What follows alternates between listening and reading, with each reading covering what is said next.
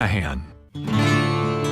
Welcome to Talk Cosmos, the show where Sue Minahan and her panel of guests bring you insightful conversations to awaken consciousness for soul growth. Come journey with us through astrology's energetic cycles and get ready to understand your path in the cosmic roots of the stars.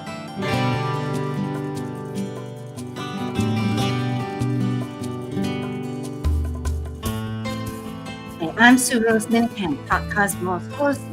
This is June 2nd. Happy birthday to all of you in June 2nd land. I happen to have known 4 people for today.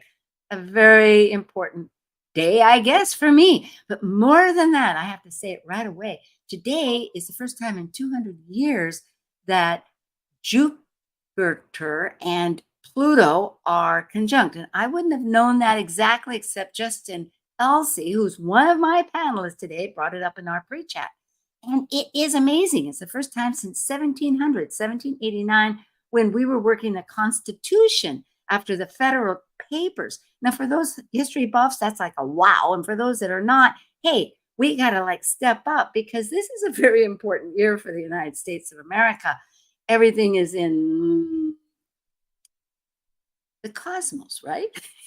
It's happening in lots of directions. So what's really important is that we're talking about the new moon in Gemini, and Gemini collects data. Gemini looks at things to connect. And I will say that in reviewing some of my slides, maybe I connected a little bit too much, and we'll edit those things. But we're moving on. And it's very exciting because you can it is exciting. And I am happy now to introduce, and we are ready for Archetypal Symbols panel.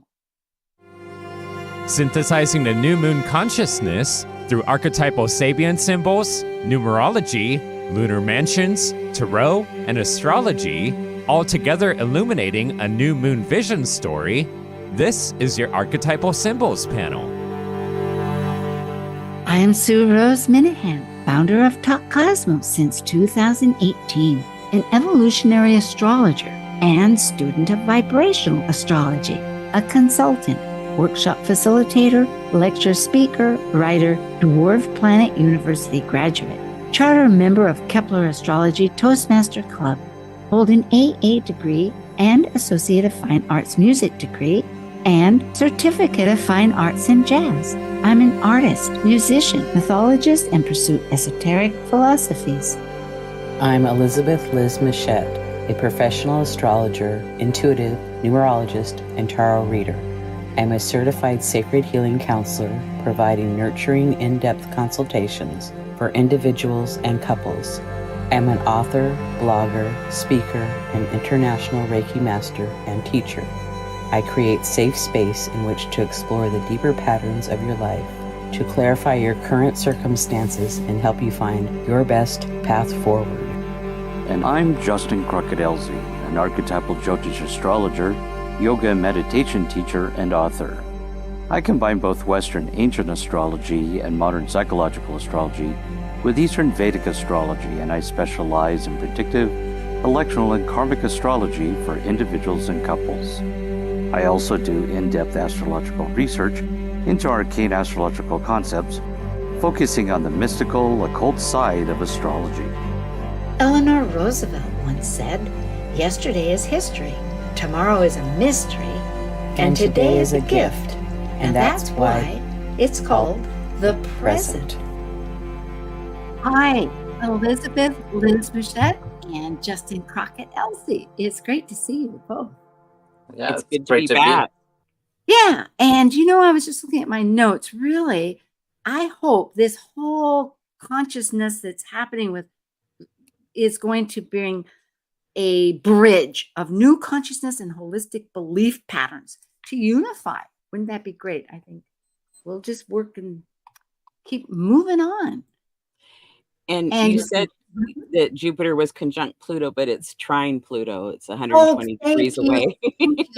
Yes, it is trine. In fact, when I did the electional search on solar fire, I did the conjunction in Gemini, and come to find out there were 2 in the past 1600s and whatnot. And I was trying to put pieces together, and then I realized it was a trine with Aquarius. And it's significant because we are with a great grand conjunction between Jupiter and Saturn that happened every 20 years in this air element mode for 200 years in Aquarius. So the fact that Jupiter, that expands everything, is trine, meaning it's a cooperative force for all these changes. But boy, for a Gemini standpoint, and I'm a Gemini, my birthday is going to be on this new moon, as a matter of fact, it's really like transforming not just one butterfly, but a hive of butterflies. And I know that butterflies don't come in hives, but that's how it feels. Okay, enough of that. Thank you very much. It's a trine. A little bit of yak today. You can get a hold of Liz at alightpath.com and Justin at justincrocketelzie.com. His email is justin.elzie@gmail.com, and Liz is liz at alightpath.com, and I'm Talk Cosmos. What are we? Metaphysical, symbolic symbols. We want to envision this new world, this new moon, with intention. Shall we talk about the archetype itself? Liz, you want to head off? Sure. Whatever comes to mind. This new moon's at 16 degrees and 17 minutes of Gemini, and Gemini is an air sign, and its mode is mutable. It's the third sign and the natural ruler of the third house. Justin, you want to go on? Yeah. No, I think you got it covered there. That's pretty much, we've listed some of the, actually you can say the traits of Gemini here and some of the shadow traits as well. Indeed. And for the podcast, which I'm remembering because we're on radio here and I do see the numbers, there are those folks. Generally, it's communication. Push come to shove. If you were to Google Gemini again and again, one word that comes up is communication.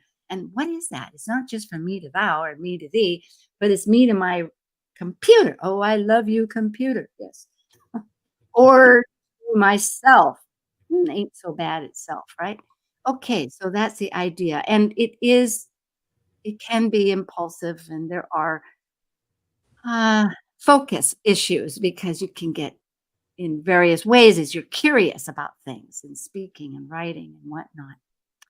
Numerology, 16 degrees adds up to 7. So we're going to do both. 7 generally is a spiritual number.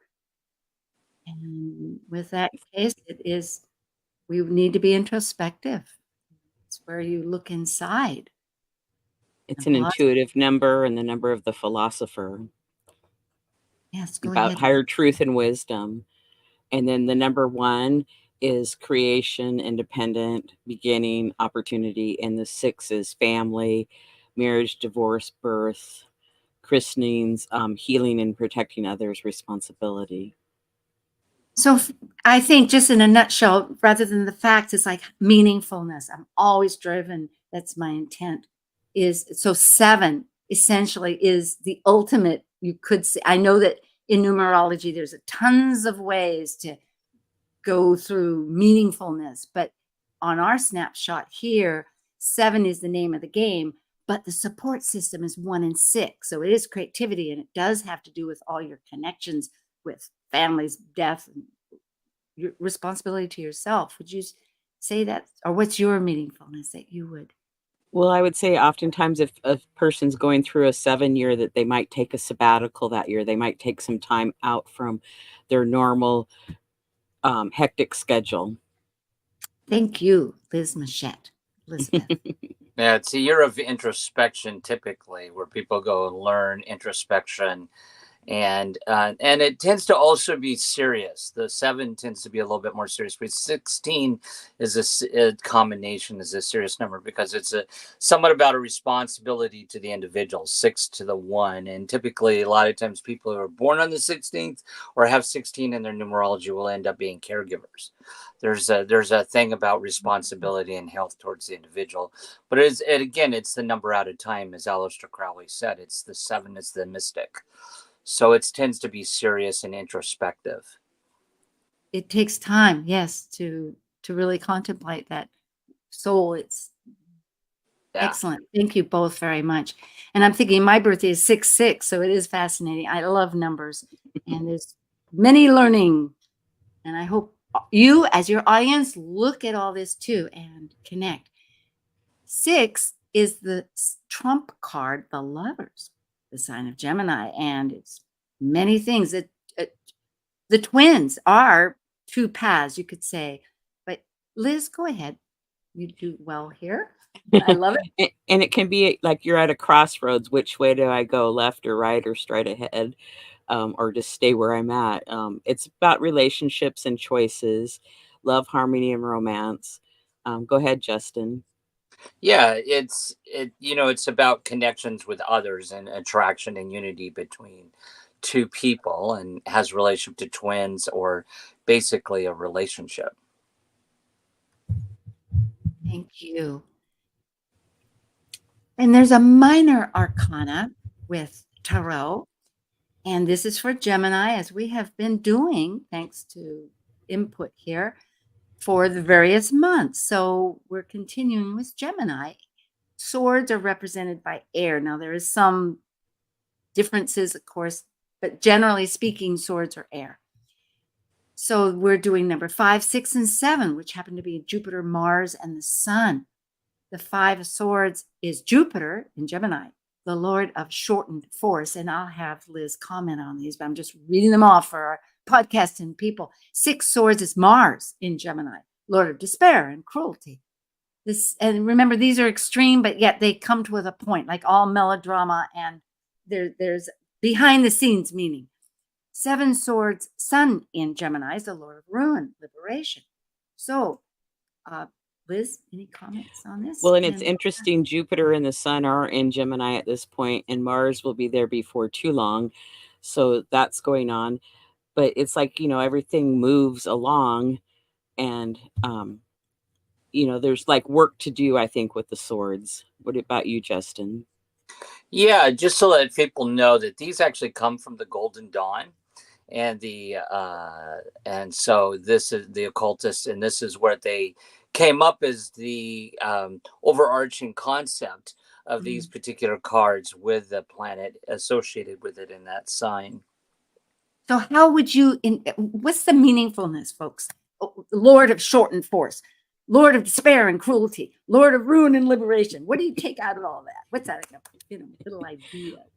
Well, working on whatever issues you need to work on, and to release them and let them go. And really, because Gemini is an air sign, we're dealing with swords here, which are air. It's moving, and it's how we move forward that it's positive, and it's not, our speech, Mars and Gemini, is not cruel, and that our, and that we move forward in life, it's in a very positive way, and doesn't bring ruin or cruelty to others. Thank you for that. It's a reminder of kind of what we're working towards I love that. Thank you so much. Justin, the lunar mansions.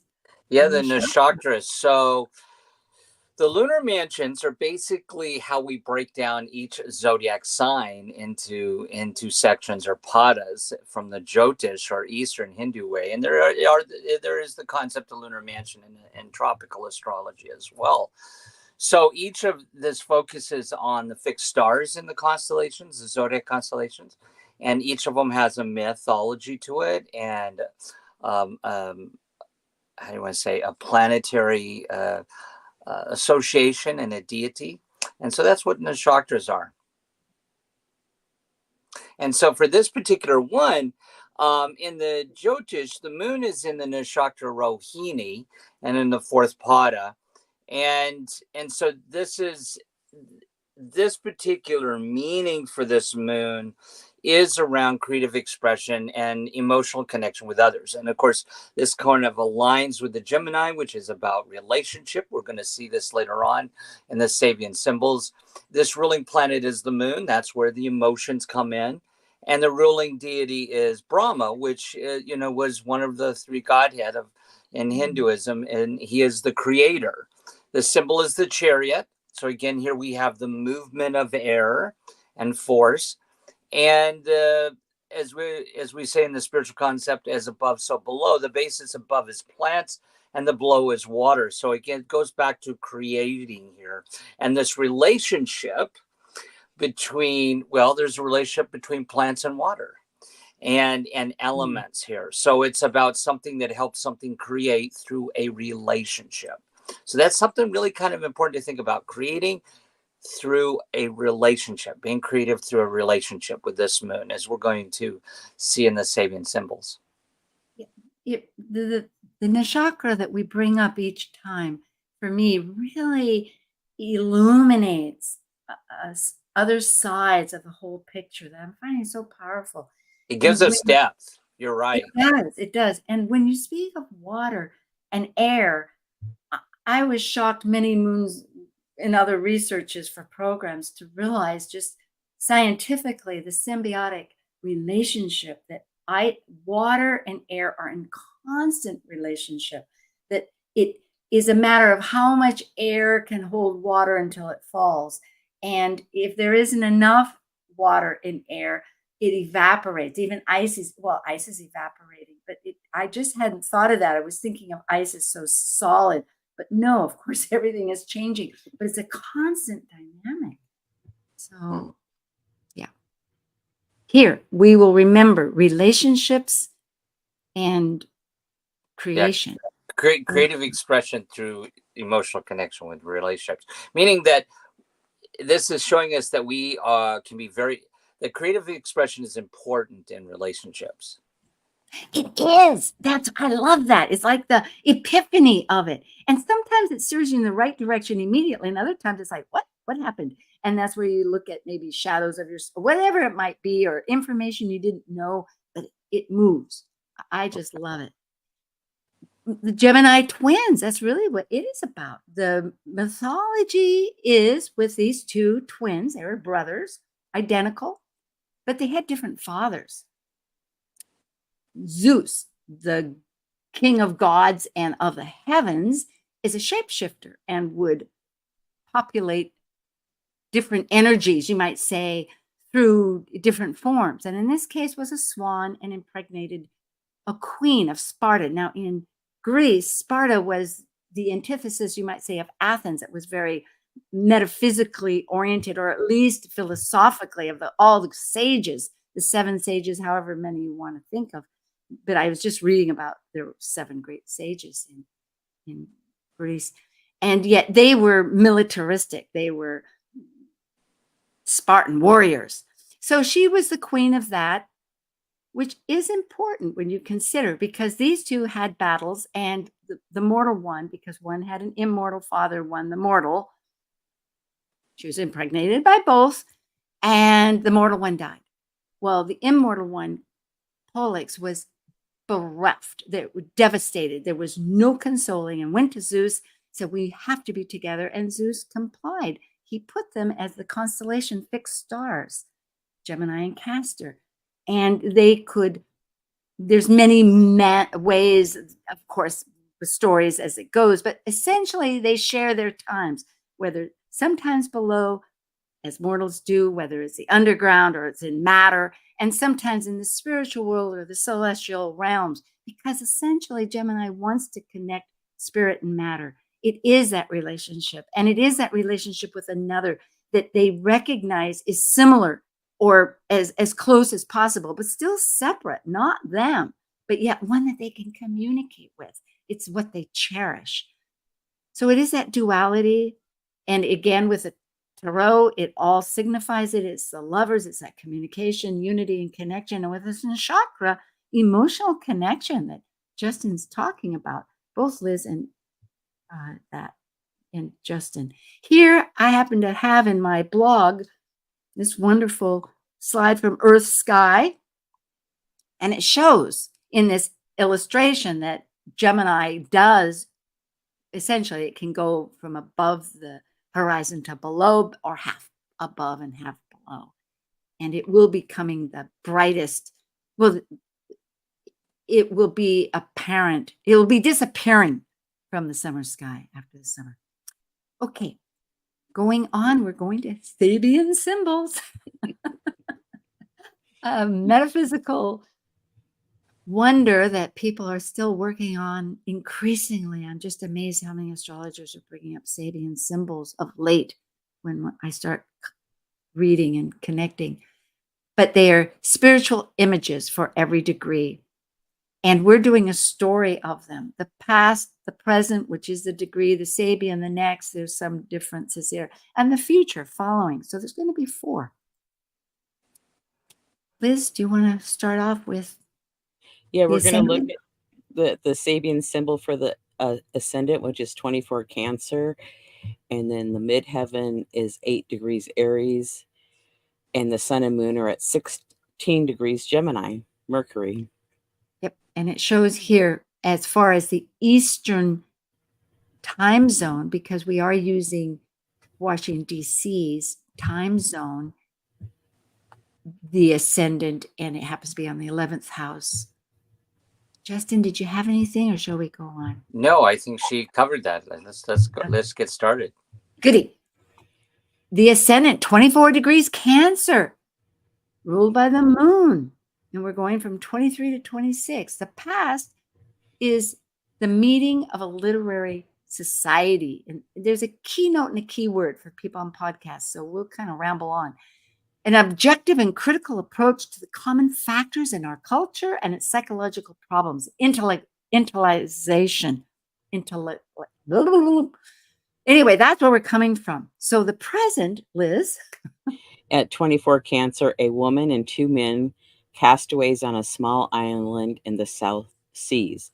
The keynote is the localization of complex inner potentialities in harmonic and concrete relationship.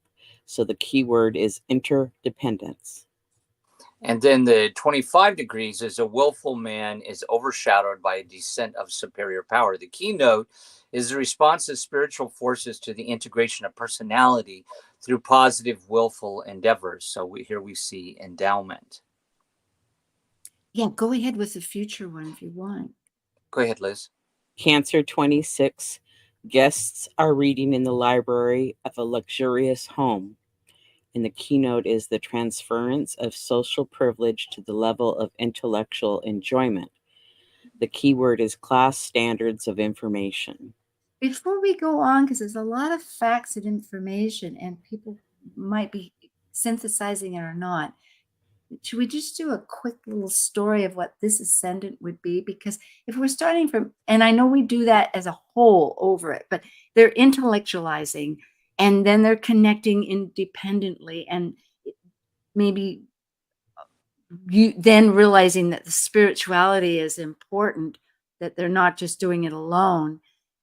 But lead on. Do you have one of you have a quick snapshot that we can leave people? I'd like to do that for each one. Well, if I may, what I was saying, if we look at this, we see a concept in here of communications and thinking and thought, a literary society, psychological problems, interdependence in harmonic relationships, willful endeavor here, and then of course intellectual enjoyment. So here we're talking a lot about mental concepts and spiritual concepts in relation to, even though this is Cancer, we still see this focus on the air, on the mental aspect of our relationships, and how we objectively or subjectively look at them, and our interdependence of our emotions with each other, and how we share intellect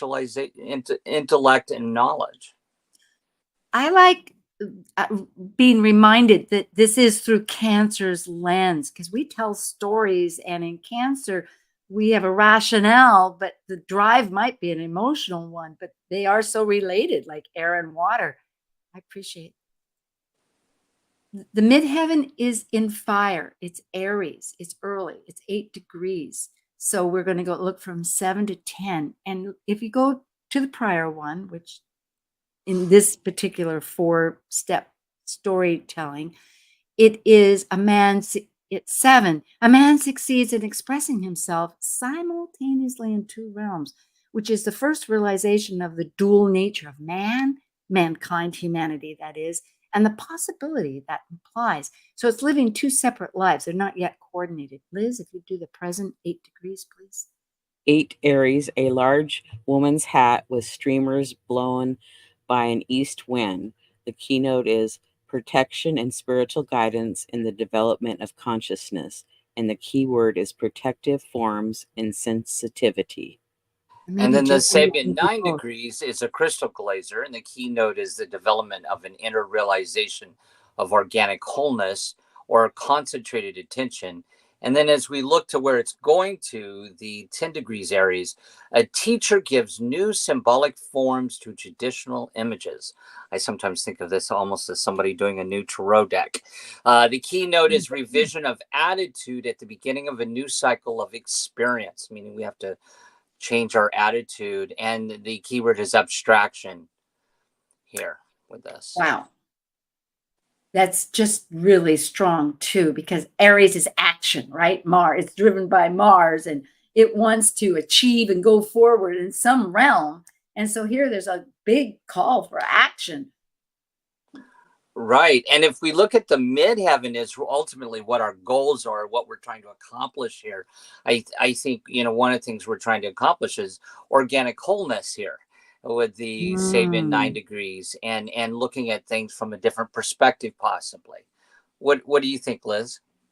Well, both these symbols for the ascendant and the midheaven, it's really interesting because, living two separate lives, it reminds me of the duality of Gemini or the twins. It's like, having one foot in maybe the academic world and one foot in something else. And so to me, that duality really, and, being the intelligence, all that really speaks big to me. Well, we've been reminded we're close to our break, but I so much want to do the sun moon itself, which is the new moon, and then kind of wrap up the whole thing. So with that preface, I think we can do it. So the past is 15 degrees Gemini. It's two Dutch children talking to each other, exchanging their knowledge. And why? The keynote says the need to clarify one's experiences through actual contacts with like-minded individuals. This happens to be my sun sign. And yes, sir and ma'am, that is like, hello, universe. And the key word is objectivity. So Liz, continue on with the present 16 degrees. 16 Gemini, a woman activist in an emotional speech dramatizing her cause. The keynote is a passionate response to a deeply felt new experience.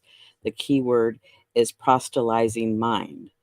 And then the Sabian for the 17 degrees Gemini is the head of a robust youth changes into that of a mature thinker.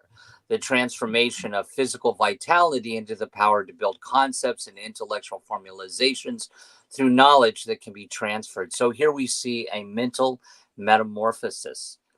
That's the hope. And going ahead with future 18, if we do, it's two Chinese men converse in their native tongue in an American city. And that is the need for the mind to retain independence from physicality in its environment so that it can concentrate on its special problems, insulation. And I thought that reading Dane Ruchar's added focus on this was really, in a sense, it ties back to that ascendant that needs to go within to find that sobering sense of what reality is. And you can't do that if you're constantly being at some big conference or festival or street park or something. Yes? How would you both wrap that up, and then we'll break?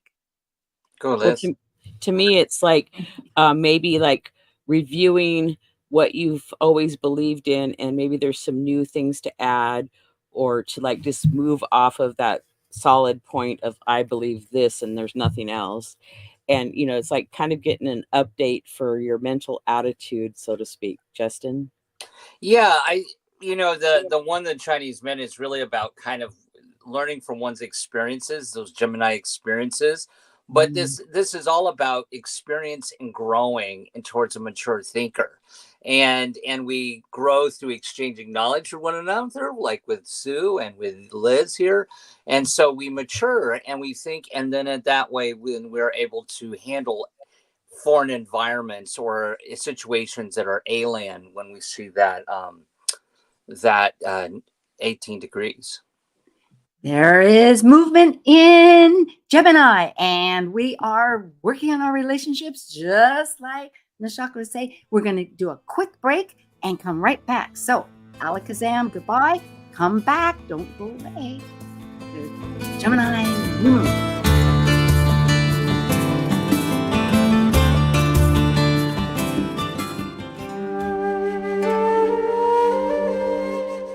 While we take a break from this week's edition of Talk Cosmos, let's take a look at this cycle's archetype.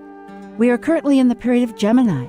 By leaving a cycle based on physical form, integrated through spirit, the energy of Gemini connects spirit with matter, focused on communicating and defining the external. Gemini is a mutable air sign signifying flexibility. Gemini dually focuses upon teaching and learning in order to synthesize the world one lives within. This is Martha Norwalk. Every Sunday morning, beginning at 9 a.m., thanks in part to the Ananda Institute of Living Yoga, we cover the world of animals. This week, June 9th, it's BEST, Neuroenergetic Balancing, Rasmussen Reset, and Energy Code Sunday. Dr. Nils Rasmussen and Sister Linda join us. Together, they can help you or your animal friends with emotional, behavioral, or physical issues. So I hope you can join us. Plan to call in for your free remote treatments. Martha Norwalk's Animal World, Sunday morning, 9 a.m. to noon, right here on Alternative Talk, AM 1150. Talk Cosmos brings insightful conversations to awaken consciousness for the soul growth with hour-long programs every Sunday at 1 p.m. Pacific on KKNW. Talk Cosmos weekly programs are also available to watch live on the Talk Cosmos YouTube channel and Facebook page. While you're there, make sure you click the like and subscribe buttons so you get the full Talk Cosmos experience. Or if you'd rather listen to the show archives with audio only, the entire podcast collection since 2018 is available on most podcast carriers. And to find out about upcoming programs, sign up for the newsletter at talkcosmos.com. So grab your coffee, tea, or kombucha and enjoy the show. Seattle, Tacoma, Antwerp. That's right. We're streamed worldwide on our app and on the web at 1150kknw.com. Hi, and we are back again, and we will jump right into, the collective story. There we go. And this is from the ascendant to the midheaven, and I'll just let you both roll. Go ahead, Justin.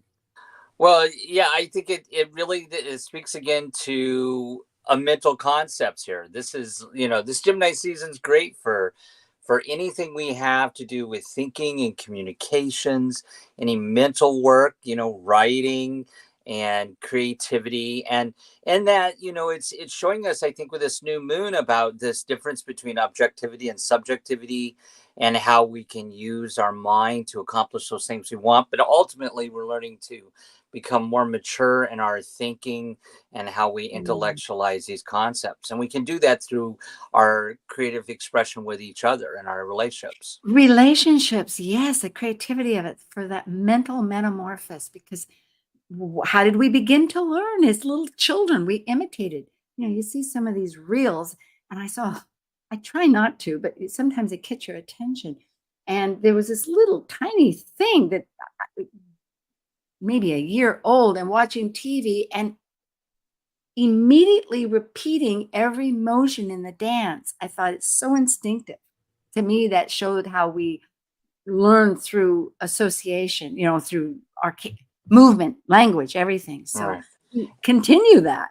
And then I would just add, some people think, well, what does that insulation mean? And I've seen this a lot in clients' charts with that 18 degrees. It's a person that uses their now that mature thinker, right? That mental metamorphosis. And when they get into, let's say, situations outside their comfort zone or in a foreign or alien environment, they're able to rely on that mature thinking and past experiences, that insulation of their past experiences to move forward in life. So I think this is interesting. It shows us why we want to do this is so that we are able to handle, if we're a much more mature thinker, we're much more able to intellectualize and handle new situations or outside our comfort zone. Yes, in fact, that's what you read about yogis. Again and again, it said it's not just staying in the cave, it's applying that within the worlds that we live in. Okay.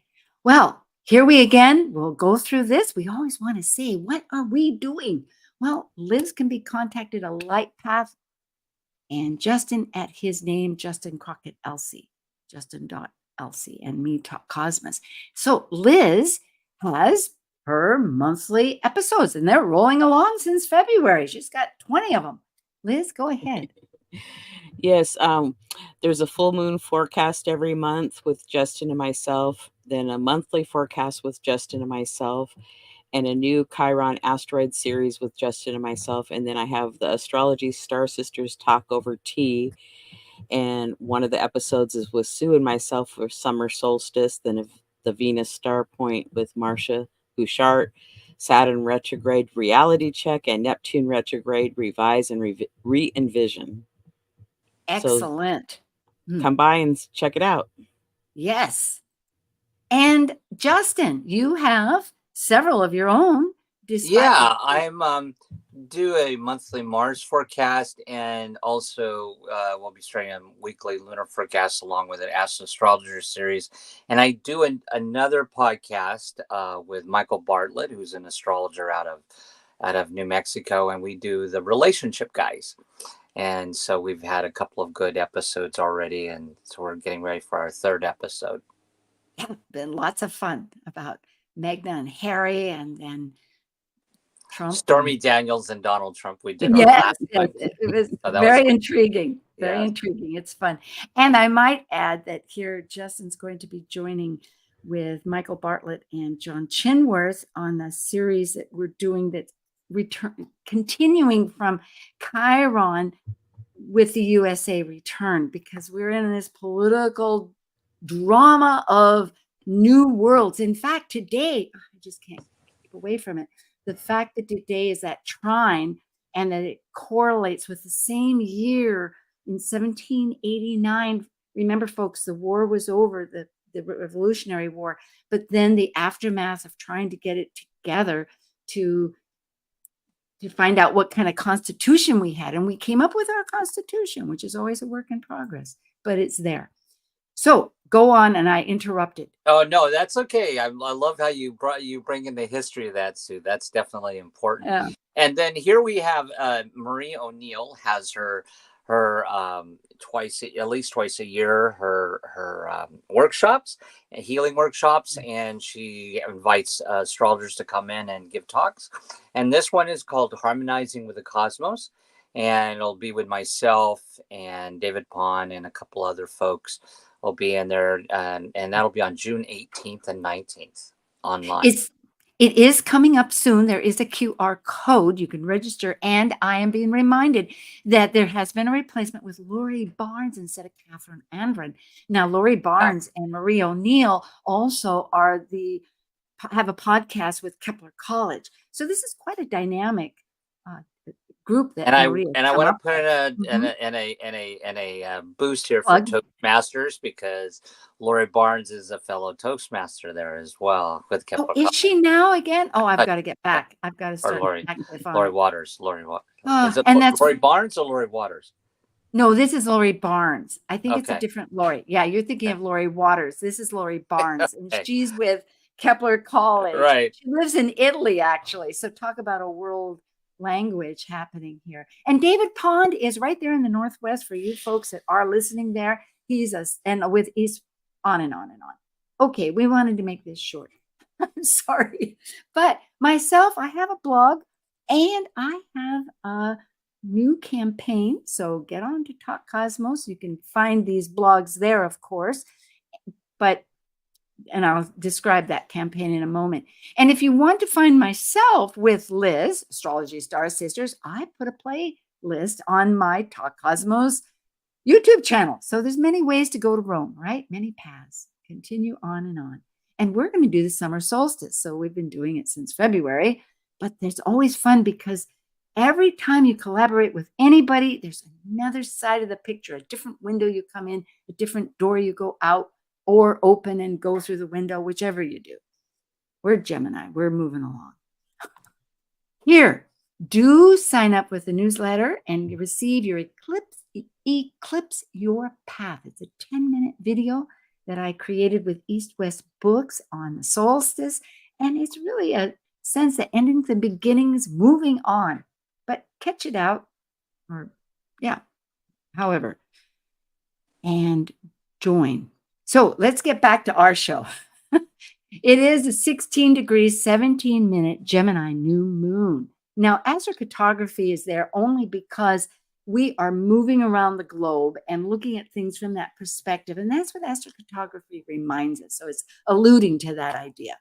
Again, as I had said, I'm doing mercurial, bringing in a lot of information and refocusing as we go along.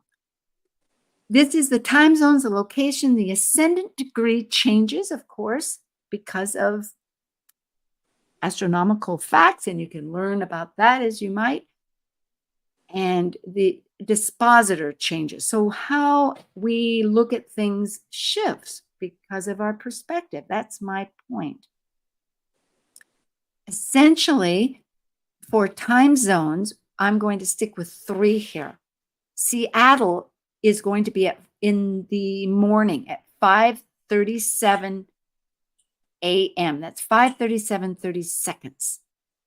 In Washington, D.C., it's 3 hours later, which is 8:37, 30 seconds a.m. And in London, which is the universal time, which regulates the entire globe, is just afternoon. It's 12 o'clock noon, 12:37, 30 seconds.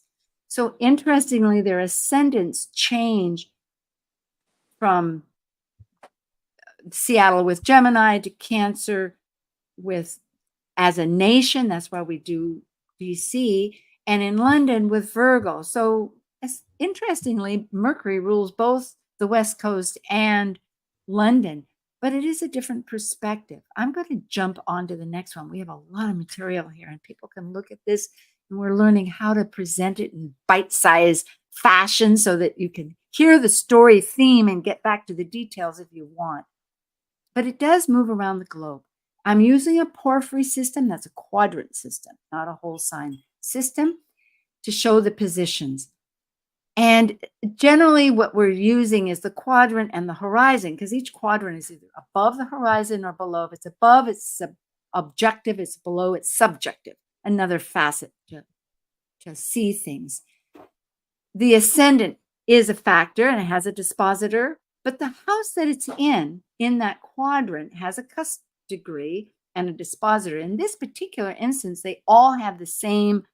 They're ruled by Taurus, even though the new moon is in Gemini. That might shift for others. So we'll just leave it at that. And I'm not going to go into that detail. But interestingly, how we look at things is quite different. In Hawaii, here, where it's earliest in the morning, it's in the 2nd house of resources. And in Seattle, there, it's in the 12th house of the unconscious and collective. In the East Coast, it's the 4th quadrant again, but it's, and I'm sorry to say that it's my little sign, but it's the 11th house of community. So the West Coast might be thinking, how are we doing this on a collective basis, but unconscious as far as the forces that work with us. It's very spiritual. Remember, it's with the forces that we can't control. Whereas the 11th house is really community, and it's where mankind or humanity is elevated to their best ability. And we do see things more in a networking manner that we have control over. So those aren't necessarily together. And then 2 different ways of looking at the same coin. And the East Coast, not East Coast, thank you, Sue, but Europe with London or Greenwich, it's in the 3rd, it's the 3rd quadrant. It's the 9th house. So they're looking at, what does it all mean? What's the belief systems? It could be more dogmatic, could be religious, could be philosophy, could be law. There's all these factors that get involved in that area of the house. And finally, we can't forget down under the equator with Australia, because we have Alan Clay with Dwarf Planets here with Melissa Billington, but I am participating with Australia on some terms. And there it's also in their fourth house of their fundamental roots, which is curious to see. Unless you have some, go ahead with any comments here, or we can go to the next. No, move along. Okay. And let's look at the observations generally, and then we'll go into more specific as far as the astrology. There are out of bounds. The moon goes, I will say, for 10 years, it will be out of bounds. And it will be out of bounds in certain signs. Other signs, it's never out of bounds. But many of the signs, it is out of bounds. And Gemini and Cancer will, next to the solstices, right? Libra, it's never out of bounds. Anyway, that's a whole subject, and pardon me. So right now, out of bounds for 5 days. Okay.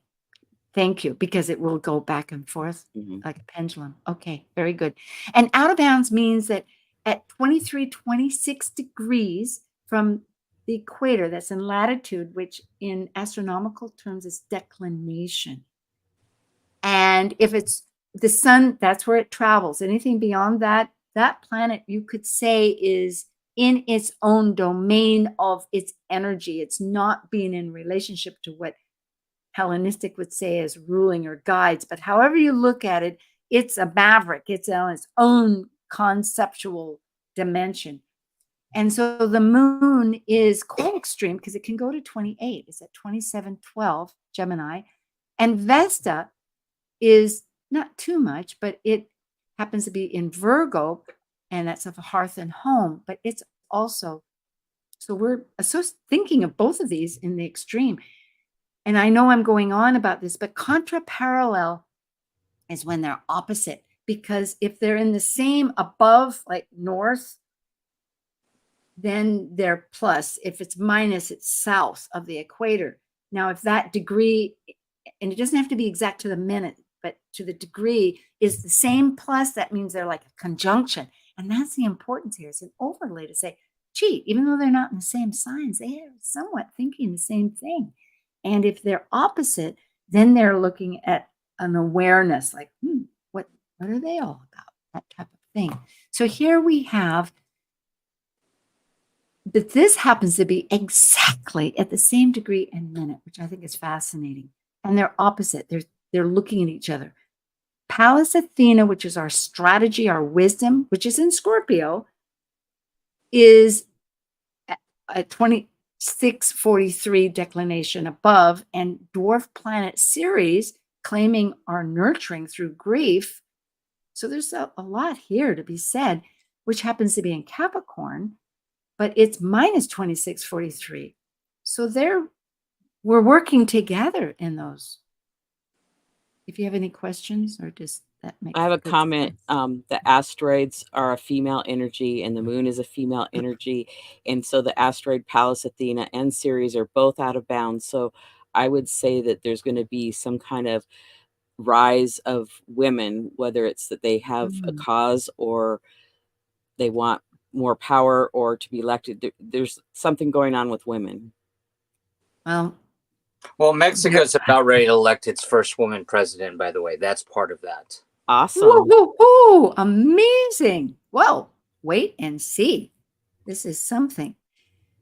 So the other parallels, I couldn't help but look because I thought, well, if they have parallels, well, rats. Okay. Is that the sun and moon happen to be in relationship? No, stop and read, Sue. The sun and Venus that just have a Venus star point prior to this June 6th event on the 4th, having a Venus star point, are at 22 degrees, but Pluto they're looking opposite. That's like opposition with Pluto. And Mercury and Uranus, which have been conjunct, are still in conjunction as far as their declination. It's a bold chart. That means half the chart. So that means it can be kind of extreme in its own way. But according to the definition, that means that you could be feeling like you're missing something. You're on half the side, and what about the other half of the side? So it's a transformative chart with Pluto and Venus trying to find its heart. going on, we have these aspects, which are also very interesting. I don't know if we're going to make it through it for the first time, but Jupiter and Gemini, it was conjunct, and I just already mentioned about, with Mercury and this Gemini in Jupiter and Gemini is for a whole year. And also, how about Mars Gandata? And then we'll go on to this. Yeah, this is a really powerful Mars. I know we just got a couple of minutes here, but I just want to mention how important Mars is because it's in what we call Kadanta, which is a spiritual knot. And so between May 27th and June 5th, this is a really important time to watch how our Mars is acting in the Western tropicals from 20 to 27 degrees. So it's really how we're interacting right now and how we're dealing with our wounds, and because it's conjunct Chiron. And this is really an issue right now. So just kind of be aware that maybe a little bit more sensitive right now. People might be a little bit more sensitive to what's going on. Thank you. Now, these are the aspects, and we have the chart next. I'll show you the chart. In fact, there's two charts, and we have very little time. And I'm just looking, is there something that we really want to bring out immediately? There's conjunctions with that Venus and the moon, the new moon, Chiron and Hygeia, healing basis. Importantly, I think there's a square and a trine, and that's what the next one brings up. So I'm just going to do that. So we have this stellium, and interestingly, the stellium is divided. I realized that because we have this new moon with Venus, which is having this Venus Star Point, that's in a trine with Pluto in Aquarius. And then we have No, it's in a square to, somebody help me here. It's in a square to Saturn. Thank you. It's in a square to Saturn, which is really trying to formalize and find out through all of this brainstorming or connecting or relationships or forming out of the waters. I'm thinking of and the new information coming in, it's like that Saturn's going to, I think, help us like, okay, do I need to keep this, or is it time to let that structure go? Do I need to keep that? Is it time to let it go? It's like dissolve the structures that don't work. Justin? And I totally agree. And that's where we're looking at emotional structures with that. And so it can be a little bit more dynamic with that the emotions and how sensitive people are right now to where this is the way I feel, and they have to get outside of that. And if you feel like something's missing, you could project it, come to think of it, and say, oh, it's me, whereas actually it's something you just need to let go of emotionally and embrace the new. It's really using that. Thank you. And, so the takeaway for the new moon is journal and pay attention to all the messages and be kind to each other. It is. And I think, though, here we have these other dynamic things happening because, as you can see here, Pluto is really involved and Neptune is involved. You know, they're in a T-square. Pluto's in a T-square and Neptune's in a trine and sextiles. And there's this Thales point that keeps coming back that's relatively new to me. I know that I learned it through Laura Tad and Rick Levine. Laura looked at Rick, who mentioned it. But it is really a growth process. And it's when there is an opposition, a sextile, and a trine. And the fact that it's with Uranus, and that is, and right now is the Vesta, is our home. We're working to develop what is the new home of our life and our putting heart to it, putting truth and learning through other people. Exactly. Justin, Liz, any comments? I'm so glad to connect. Next month will be Cancer, and we can maybe take some time to focus on the stories, yes, that we've gathered. Happy birthday, Sue. Yeah. Oh, yes. Thank you. Coming up. And happy Venus Star Point to everybody. Yeah. Bring that heart in with our conversation. Be vulnerable, be real, and sensitive to one another. Thank you.